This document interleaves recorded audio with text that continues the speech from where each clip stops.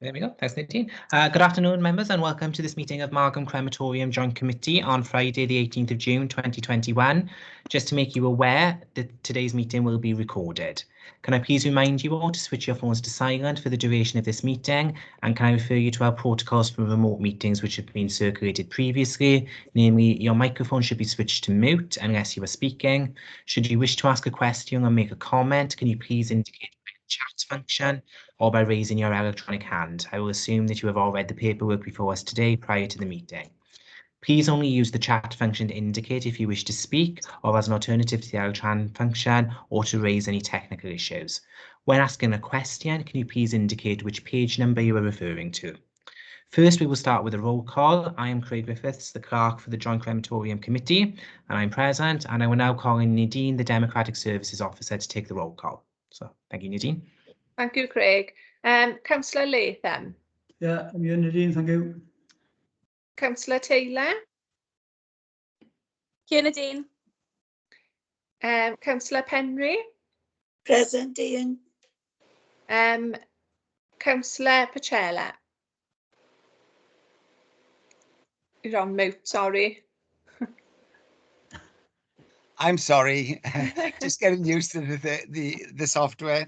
Here, thank you. Okay. And we got apologies from Councillor Bamsey, Councillor Jones, Councillor Smith. Okay. And officers Craig Griffiths. Present, Nadine. Howell Jenkins. Present. Clive Phillips. Present. Karina Langdon. Present. And Richard Jenkins. Present. Has anybody I've missed off? Don't think so. Okay, thanks, Craig. Okay, thank you, Nadine. So the first item on today's agenda, members, is any declarations of interest. Can members indicate, please, if they have any declarations to make? No, on that note then, I'll go to the next item on the agenda, and that's the appointment of chairperson for the 2021-2022 civic year. Could I have a proposer for the role of chair, please? Well, I propose our current chair. Okay, and could I have a second then, please? I second that. Right. And if members are all then in favour, Councillor Latham, I could ask if you could take the role as chair, please, for the next civic year. I'm on mute. Right, thank you, Craig. Thank you very much. And can I thank members for that vote of confidence in re-electing me as chair. So the next item on the agenda is the appointment of vice chair for the year 21/2020-2022. Can I have a proposal, please? Chair, I'd propose our current vice chair, Councillor Smith. I second that. Okay, thank you both. I'm assuming in his absence, Councillor Smith is going to accept, Nadine, yeah? Yes, yeah. Okay, much obliged to you. Thank you very much. So that goes through then. Okay, thank you all. As I said, on behalf of myself now and Councillor Smith, thanks for that vote of confidence in re-electing us. Next item on the agenda is agenda item 4, which is the minutes of the previous meeting, which was held on the 20th of January. They're in the pack, they're on pages 3 to 5. I'll just go through them for accuracy, and if there's any matters arising thereafter, we'll take them on. So on page 3 there, we've got members present, and then we've got items 1, 2 and 3. Items 4 and 5 are on page 4. And item 6 is on page 5, which is the last urgent item. Are we happy to accept those as a true record, please? Thank you very much. Any matters arising out of those minutes? No, Chair, they'll be dealt with under the existing agenda items, which are the only outstanding points that were raised. Thank you very much. Thanks, Craig. Next item, item 5, is the outturn report and annual return for 2020/2021. They're on pages 7 to 26. Mr. Jenkins or Karina taking this? I think I'm taking it, Chair. Yeah. As members can see, this is the outturn report for the last financial year. The position is such that we've had an extraordinary year in terms of operational arrangements, in terms of the Margam Crematorium. Lockdown due to COVID commenced around the 23rd of March 2020, just prior to the beginning of the financial year, and COVID has impacted on the workings of the crematorium all of the financial year. I think it's really important that the committee needs to be aware that the service has been operational throughout the various lockdowns and the challenges during the period, and has actually delivered the highest number of services that has been held in Margam probably ever, but certainly in my time dealing with the service, Chair. And I think it's testament to the work of all the staff, the Superintendent, Mr. Phillips, along with all the staff, for all their hard work in trying to ensure that a dignified and quality service is being able to be provided throughout that period. So moving on to the financial information, Chair. You can see there that in paragraph 2.2 on bottom of page 7, that there were 1,817 services provided in 2021, of which 1,804 was paid for. This is 217 more than what we budgeted for in the revised budget back in January. We knew that the numbers had increased from a normal year, but it was still a lot more in that last quarter, I think, than what we had envisaged. As a result, that has meant that there's an extra £150,000 going into the reserve, and that is as a consequence of a 10,000 reduction in expenditure and 140,000 increase as a result of the higher volume of services and income generated. The variances then in terms of against the budget for the various elements are shown then on the rest of pages 8 and 9. Many of them are to do with the increased volume and some of the additional work that staff had to ensure was in place to do with PPE, signage, etc. Due to COVID. I think the multimedia system has proved invaluable during this period, and I know that there is another reference to this in another report, Chair. So whilst we have had increased costs there, most of it, if not more, has been covered by additional income through the take-up of that particular service. During the year, work was completed on the extension, and I can see that Clive is in that particular part as we speak. A new telephone system introduced. There was a new trolley acquired in year as well. But COVID has impacted on some of the improvements and the investments that we were doing, and some of them now will be slipped into the current financial year, where hopefully we will be in a better position to deal with them. In terms of the income, we've had reimbursement of just over £2,000 from the West Government hardship fund for increased costs.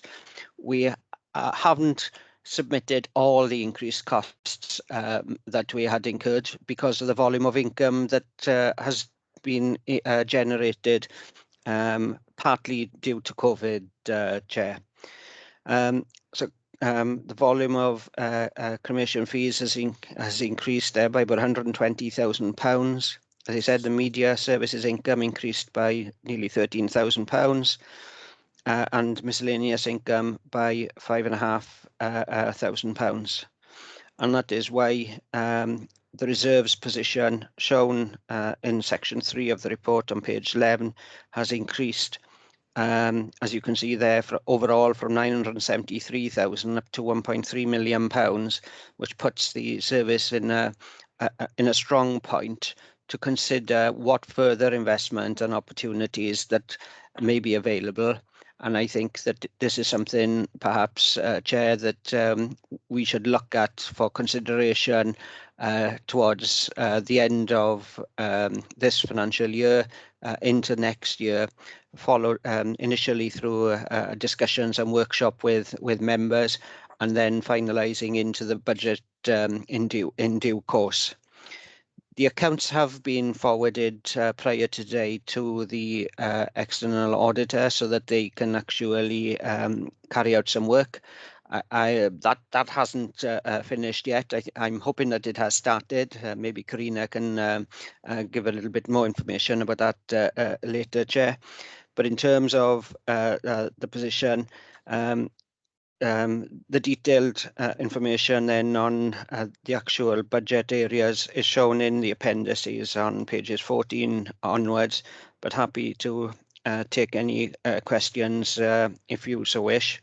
And as in previous years, the Joint Committee is a standalone committee. It has its accounts audited separately, but because of the volume and size of the Joint Committee, that is less than the £2.5 million, it's usually a lower level audit that is required, and you'll see the various documentation that needs to be signed off by myself and the chair of the committee, as we have done in previous years, together with the comments from the Chief Internal Auditor. So hopefully that gives an overview of the papers in front of you today, Chair. Okay, thanks, Howell. Karina, did you want to add anything at all? I'm assuming you were the one who put all the work into doing this, and he's taking all the glory. No, definitely not. I had some help. But definitely not. He's not taking all the glory, or definitely not. No other comments. I definitely didn't do it all alone. I definitely had some help. No other comments to add, though? No, thank you. Okay, thanks. Anybody got any questions on what Mr. Jenkins has just taken us through? I don't see any. Can I make one question? I will make one comment and ask one question. When you quoted the reserves, total reserves of nearly £1.4 million, but of course nearly half of that is specifically for cremator, isn't it? For the new cremators? Yes, Chair. In Appendix 2 to the report on page 17, it talks about the cremator reserve being set aside at 100,000 a year. We've had 6 instalments into that reserve to date, with a further 100,000 due in the current year. We need at least £1 million in that reserve by year 10 in order to be able to feel comfortable that we can manage any replacement requirements that are appropriate. And of course, there are new initiatives around carbonisation and other issues that have to be looked at as well, and some of those may occur over the next few years, along with other improvements to the site there in Margam. So hopefully that clarifies that position. Okay, and as far as a workshop to discuss any further ongoing works down there, I'm assuming, if not, I'm suggesting we obviously wait until this current pandemic is out of the way, because, you know, with restriction of numbers of people who can attend services, I don't think we'd send the right message out if we had gangs of men working down there. Yeah. Okay. Yeah. And on page 6, Howell, and just a general question for me. We were 217 cremations extra last year, fetching in an increased income of 140,000. But we had a reduction in expenditure of 10,000. I would have thought our expenditure would have gone up with the more work that's gone on down there. How do we have a reduction in expenditure? Well, the analysis there on pages 8 on show that certain areas had increased in terms of spend. So there was an extra 11,400 around salaries and wages. There was about 7.5 on repair and maintenance and 3,000 on organist fees. But the main reduction was 43,000 in relation to the capital works. The ventilation upgrade at the cremator was budgeted at about 19,000. As you said earlier, not all of that work was really feasible during the period, so there has been some workarounds during last year, and certainly as the weather is improving now over the summer, that is an issue. But I think we will be looking at what can be done to improve the heat that is down in that particular area, certainly over the summer months, to try and improve it for future years. Similarly, there was money set aside for the till system, and some of the contingencies in the capital programme also wasn't invested during the past 12 months. So the main savings were that, but there were some extra costs as well due to the pandemic and due to the higher volume of services. Okay, thanks. I think the one that jumps out at me is the decrease in the cost of gas and electric. Even though cremations, we were busy as hell down there, and cremations actually went up. You know, we saved £3,500 on gas and electric. Yeah, we keep looking at this on an annual basis as to why that is the case. We can't get that budget to actually mirror what the reality is happening, but we will continue to work with Clive and others to try and get that as close to an appropriate budget level, as opposed to trying to get these very significant variations at year end. Okay, great. Thank you. Recommendations on page 12 to approve the report. We're happy with that? Yeah, I don't see any indications otherwise. Thank you. Okay then, so that's accepted. So again, thanks Howell and thanks Karina. Very much obliged to you both.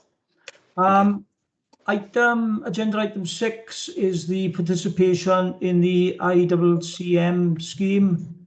It's on pages 27 to 29. Who's taking this, Clive? Yes, Chair, please. Members will remember from the last meeting that we carried the nomination forward for T. Olwyn. They have, or they will be receiving at the beginning of this month, at some point, I'm not sure when, but they are receiving a further £10,000 from the scheme. They are absolutely delighted, and I'm sure that in due course I will get a letter of thanks from them. The matter at issue now, gentlemen, members, is that we need to, or you need to, agree a further charity that can be nominated for the current year. T. Olwyn, as I say, they have received amounts from us. Crew's Bereavement Care previously received amounts. I think the well-known charities are obviously T. Haven is a Welsh charity that provides holistic palliative care for children with life-limiting conditions and their families from throughout Wales. Based in the Vale of Glamorgan, and there are charity shops in Neath, Talbot and Bridgend. Maggie's is a national charity with a centre attached to Singleton Hospital. You have the Parkinson's charity, and again a national charity with local groups in Gorseinon, Neath Talbot and Bridgend. The Alzheimer's Society, it's a national charity, and the local branch is attached to Gangoch Hospital in Gorseinon. There are others, but I personally feel that we should look, or you should look at a local charity. We're a local crematorium, and I think that the funds should go to a local charity. So, as I say, you've got T. Haven, Maggie's, Parkinson's, Alzheimer's. Winston's Wish is another UK charity supporting bereaved children and young people. You've also got Neath Talbot Cancer Challenge, which is a local charity. And of course, the Macmillan and Marie Curie are very popular bereavement-based charities. Clive, can you just remind me, since we participated in this scheme, I know we've given money to T. Olwyn. Yeah. Who else have benefited from the charity?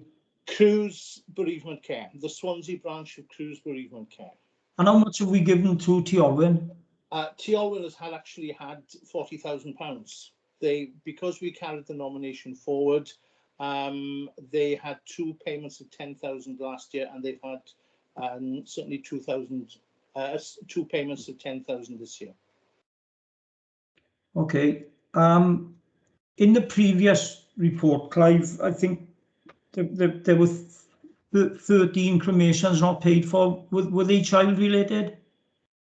Quite possibly, yes. You know, if they were, they would have been cremations for young people under the age of 18. Yeah. Okay. I'll open it up. Anybody with any views or comments? Or Craig, do you want to come in with anything? Oh. No, thank you, Chair. I mean, ultimately, obviously, the decision is one for members. Previously, in the past, you've obviously highlighted that you wish to support locally based bereavement charities. What Clive ultimately just did was give you a list of some of the ones which we've obviously sort of researched and considered.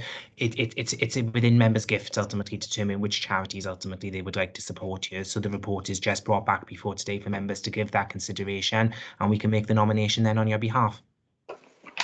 Okay. I can see 2 hands up. Who's up? I haven't got a clue who was up first. Councillor Purcell, was it? Yeah, Yeah. Councillor Yeah. Purcell. Okay. Yes, thank you, Chair. May I propose T. Haven Children's Hospice in the Vale of Glamorgan, please? Thank Okay. you, Chair. We've not done that I'd one. like to second that. Is that what your hand up is for, Sheila? No, I wanted to ask a question. Okay. Through you, Chair, the Alzheimer's, is it a local, you know, is that what the charity for Alzheimer's, is it local or does it go to head office? It's as far as I'm aware, and I've had certain involvement with outside work with concerts for the Alzheimer's Society, and the funds, I believe, go to the local branch. Thanks. Okay. Richard? Yes, Chair, I was just going to agree with T. Haven. I think that's a good choice. You say about children, the burial's not paid for being for young people. T. Haven is a charity that work with young people. I think that would be a good choice. Okay. I think, and that was why I brought it up. But we go in eastwards as well. And we instead, because I appreciate the input that Bridgend put into this as well. So, would you be all right? Oh, well, it's our decision anyway. But Clive, that was one of the charities you mentioned. It is one of the charities, yes. Okay. So are we agreed we go for that for this forthcoming year then? Yeah. There we are then, Clive. We'll go with T. Haven. Okay, thank you, Chair. Okay. Thanks, Clive. Right. Are you going to fetch the item 7 in now, Clive? The comparison for cremations? Yes, Chair. This replaces the medical referee report, as we wanted to give members just a comparison of figures over the last few years on a month-to-month basis. And you'll see from the chart on page 35, particularly during 2020, the busiest months and as a result of the pandemic were April, May, June, and then the tail end of the year, December, January, February. March actually went down, but from the previous March. But the idea is obviously the number of cremations during 2017, 18 was 1539. The following year it went down, 100. That it happens. You know, we can't foretell how many cremations we're going to have, obviously, as you're aware.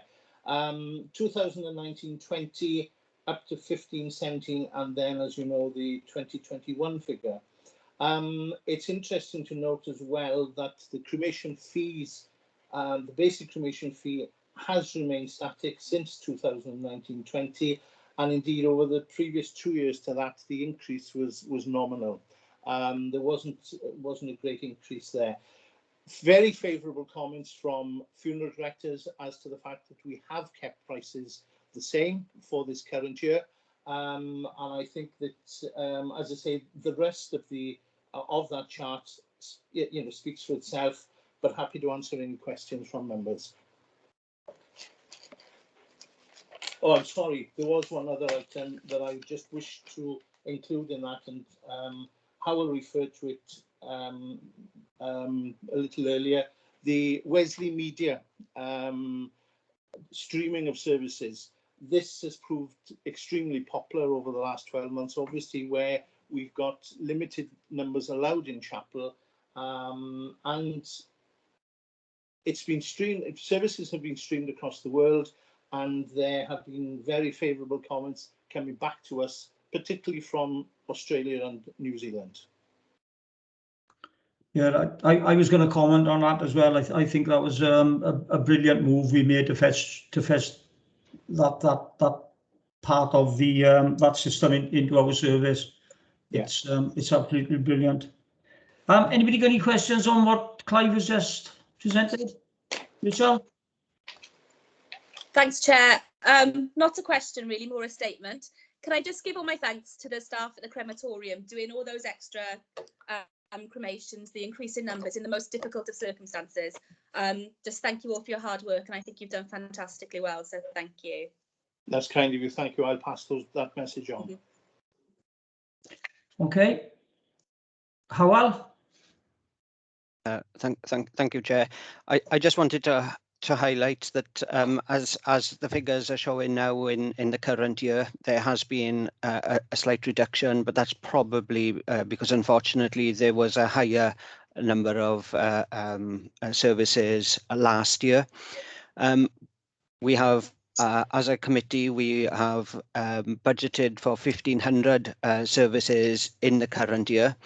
And coming back to the previous report, as a result of the higher than expected monies going into the reserves, it does allow for fluctuations in the number of services provided to ensure that you can continue to provide the quality services even during should there be a reduction, overall reduction in the current year or in any other subsequent years. And coming back to what Clive mentioned around the cremation fee levels, as you can see there, you have frozen it at 617 now for the last 2 financial years and the current year. And that may give you the ability of considering how and what you do around the budget and charges for next year when the budget comes before you, either just around Christmas time, / January 2022. So hopefully that's giving the committee a good news and certainty, even when the numbers do fluctuate from one period to the next and one financial year to the next, Chair. Okay, thanks, Mr. Jenkins. This note is for just monitoring, which is on page 32. We okay to happy to note the contents? Okay, thank you very much. Item 8 on the agenda is urgent items. Clive, can I just echo the comments and the kind words of Rachel. I think I speak on behalf of everybody. You've done a fantastic job down there. You and all the staff, every single one of them, been absolutely amazing. And I know from talking to bereaved people that they take great comfort in coming down to Margam Crem, and you have worked under enormous circumstances that none of us ever envisaged, and I know that everything, all the efforts you put in down there are gratefully received and accepted, and that's all I can say is thank you, and I really mean it. Thank To you. you and all your staff. Thank you. Mr. Jenkins, is this your last meeting? No? No, Chair, we have one left with him, probably towards in September-ish time. Okay, all right, okay. Okay, right. So I have no urgent items. Can I thank you all for attending this afternoon? Again, thank you for the support you showed, both myself and Councillor Smith at the beginning of the meeting. And I'll now fetch this meeting to a close. Thanks all. Thank you very much. Thank you very much. Bye. Thank you. Thanks. Bye-bye. Bye.